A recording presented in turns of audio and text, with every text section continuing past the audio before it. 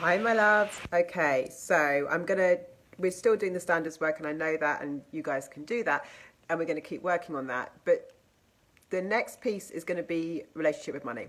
So this is exciting, right? But we have to do the other work first because you have to learn how to disengage your energy, manage your energy, understand the energetics behind prioritizing well-being before you can get more focused on things. And I can go over some of that for anyone that's not clear on that.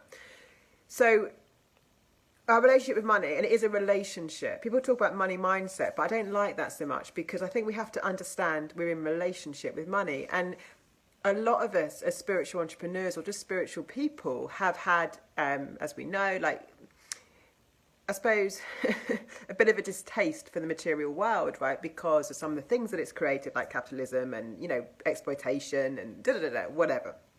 But we can completely change that in terms of how we live and how we create.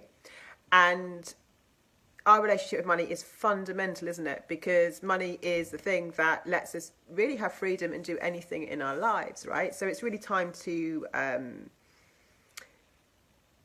use this group as a catalyst to transform radically our relationship with money, because money does hold the key. Money is the thing that gives us access to all the other things. You have better health when you can afford better healthcare. You eat better when you can afford better food. You can do more in your business when you've got the money behind you. So the first thing I want you to do is just make a strong intention, if you feel called to, as we're doing the standards work, and write in the comments, I intend to radically transform my relationship with money from now on, like from today, I guess, or from now. I intend to radically transform my relationship with money for the better. I intend to radically transform my relationship with money for the better. I think that's good. And I've given some sort of fun homework just to start us off on this process. Always go back to a feeling of alignment and well-being, right? Don't get hung up on money. It's an area where we have a lot of resistance, most of us, right? Because it's a survival thing. And so whenever we feel there's a lack of money, our brains go into survival mode. And often a lot of fear comes up. So we want to avoid that, which means that if at any point you're getting into any resistance with doing this work, go back into alignment, go back into well-being, focusing on what feels good. Just get yourself in a better energetic and leave the subject alone, right? Until you're in a feeling of well-being, and then you can come back to it. Now, of course, it's not as simple as that, is it? Because in our day-to-day lives, shit comes up, that requires money. So it's hard it's one of those subjects that it's very difficult. It's like if you've got a pain in your body. It's a subject that's very difficult not to focus on. So when we're trying to disengage our energy from negative momentum, it's one thing that affects our daily lives constantly. And it's one of the most crucial areas we have to focus on, right? So we're pretty good in here at understanding how to manage our energy. And the first thing with everything is let's set new standards around money. So when you're doing your standards work, do the first thing, look at areas of your life and set standards for them. And when I was saying go low on the numbers, I mean just don't put in 10 standards for your health to start with. Just put in an easy one, a baby step that you can commit to and lock down. Get that under your belt and then go for the next one, right? But this is how you change your life and quantum leap into things, as well as some of the other things I'm going to take us through. But I want money to be one of them. So what is your new relationship with money? And we've got to see it as a relationship. It's a relationship we're in, whether we like it or not, right? We're in a relationship with it. And how it's showing up for us is completely and entirely down to the beliefs we hold and the energy we have around receiving it and using it and spending it. So we're just going to take this slow and in small shifts. We do not want to build up walls of resistance. This is the area of most of our lives where we've got the most resistance on money. But the first thing to do is to set this intention actually and start looking at what your standards could be and do the fun homework, because it's just like stretch it to the point where you can get your energy behind it, or you think that it's, you could work on getting your energy behind it when you do the minimum requirement stuff, and I put the checks in the universe in because that's kind of fun. But I want us to play with money. We've got to go lightly, you see. We can't go heavy on it, even though we think of it as a heavy subject, because that just creates resistance energy. So what I'm trying to do through fun exercises like what I posted yesterday with the checks and the kind of minimum stuff is find ways we can play with money in fun ways and fun games, just to start expanding our money consciousness. Now, there's things that Abraham Hicks talks about, which is fun as well. Like she says, imagine you've got $100 in your pocket today, or every day, really. You could start with 1,000. I've been doing it on 1,000, and that you have to spend it, but you don't actually spend it. You just literally every day make a conscious effort to spend that money, because we've got to expand our consciousness. That's another fun exercise that you can start doing this week, right? Think about your new standards for money. Do not set your standards, which I'm sure is going to be a lot of our default.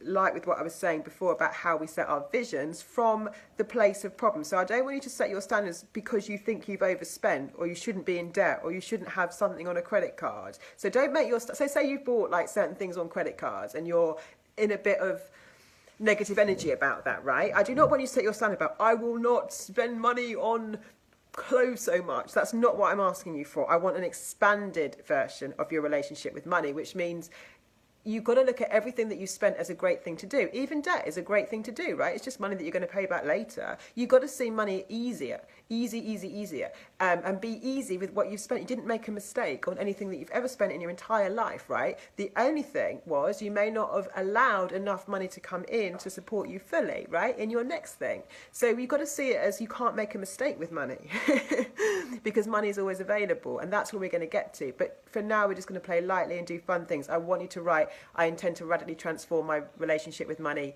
for the better in the comments.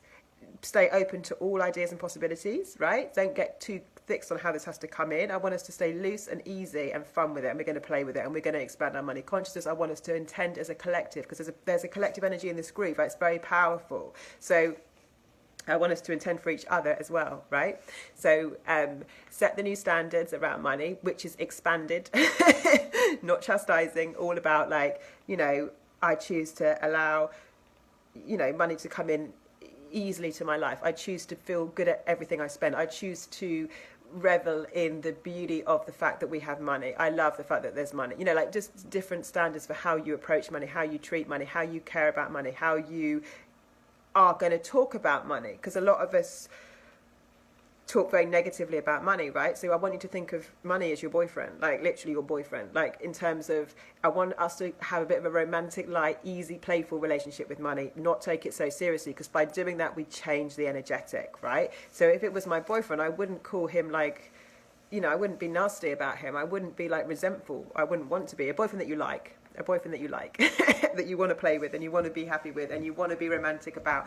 And I want you to be really grateful for, like, you know, like I was saying, so thank you that I'm financially blessed. Thank you that I'm financially blessed. What we speak and what we acknowledge in our subconscious enables us to all get on side. So when you spend money, thank you that I'm financially blessed. When you spend money, there's more where that came from. When you spend money on your card, there's more where that came from.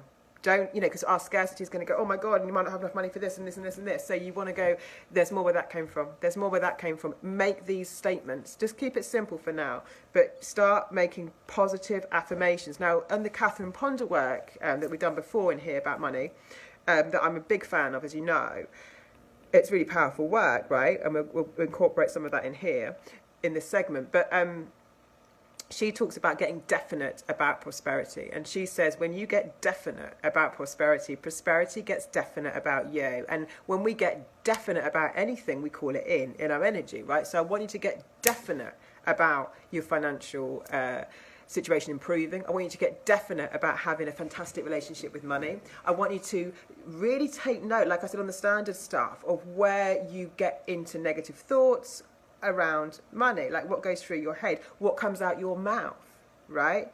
Are you saying I can't afford that? The universe is going to say, your wish is my command. Don't speak it. Don't allow it.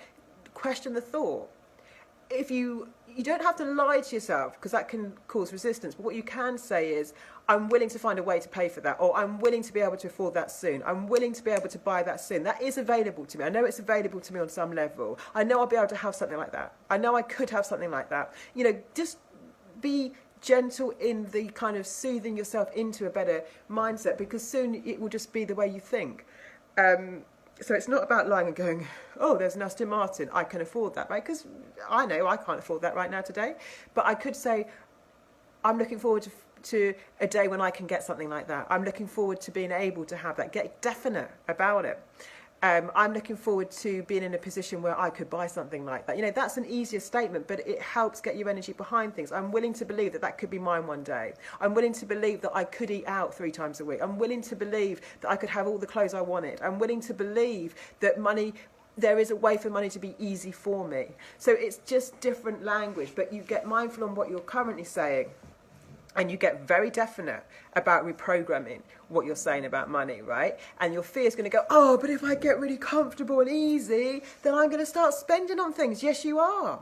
And you're meant to, because the way that we spend really is indicative of how we're allowing it in. So we don't want to get into that fear, right? I trust myself with money. I trust myself with money. I trust myself with money. We only make decisions that feel aligned. We only make high vibe decisions anyway. So if it's not a hell yes, it's a no on everything. So if you don't feel like it's a hell yes purchase, that's not to say you might feel it's a hell yes and then get some fear. Fear's okay, but you know inside really if it's a good thing to buy, right? You don't have to see. So we're just switching the conversation. And any time we haven't got money or resources or anything, it is about our energy around that thing, right? And by working on the money side of things, then we're more open to inspired ideas and stepping into our purpose work and stepping in and going for things, right? Because it's a big reason why we hold back, right? Because we've got negative ideas about money and what it means.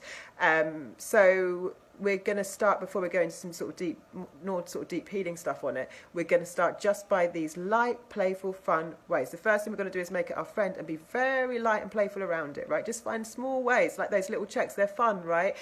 Ideas around it. Just imagine like spending $1,000 a day or $100 a day or whatever doesn't put you into resistance. $50 a day. Like, what would I spend that on if I had that money today? $50 more today. So this is stage 1.